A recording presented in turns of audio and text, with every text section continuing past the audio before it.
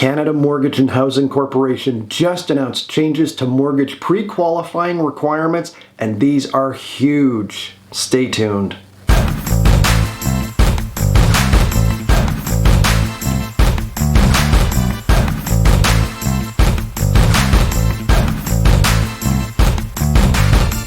My name is Patrick Fields, your Edmonton real estate guy. I'm licensed with RE/MAX Select. The COVID-19 pandemic is affecting all sectors of Canada's economy, including housing. Job losses, business closures, and a drop in immigration are adversely impacting Canada's housing markets. CMHC is forecasting a 9 to 18% decrease in house price averages over the next 12 months across Canada.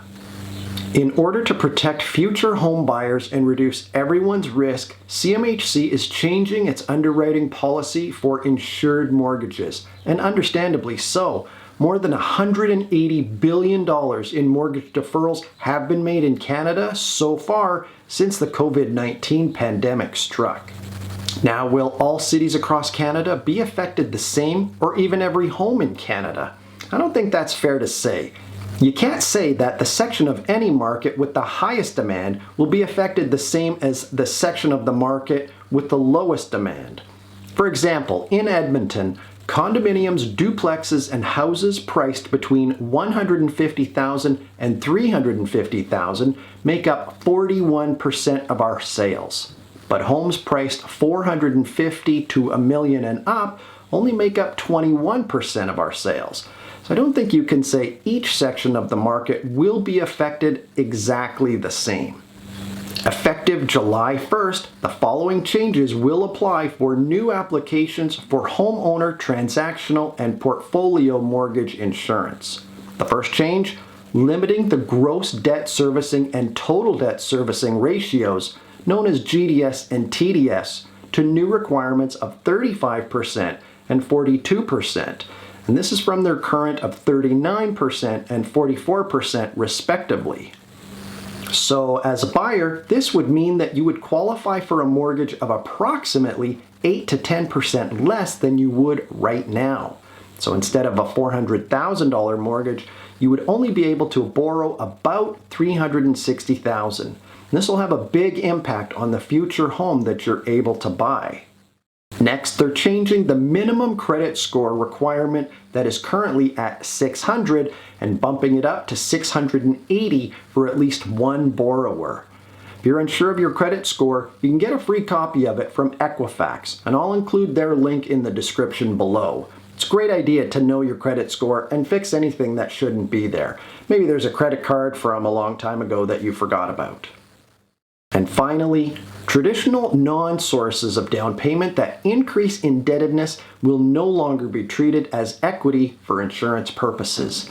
This means you would still be able to receive some of the gifted down payment money, but no longer be able to borrow any part of the down payment from a line of credit.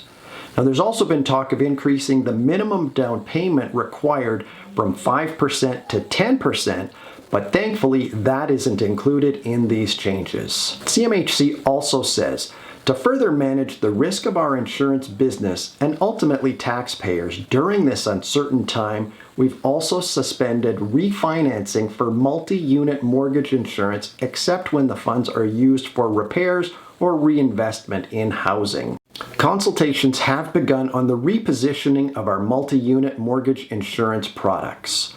COVID-19 has exposed long-standing vulnerabilities in our financial markets, and we must act now to protect the economic futures of Canadians, said CMHC's president and CEO.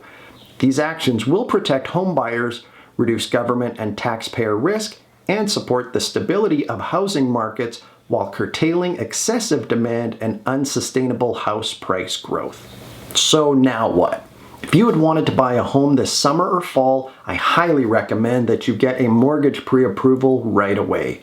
As long as you get pre-approved before July 1st, you will qualify under the current guidelines.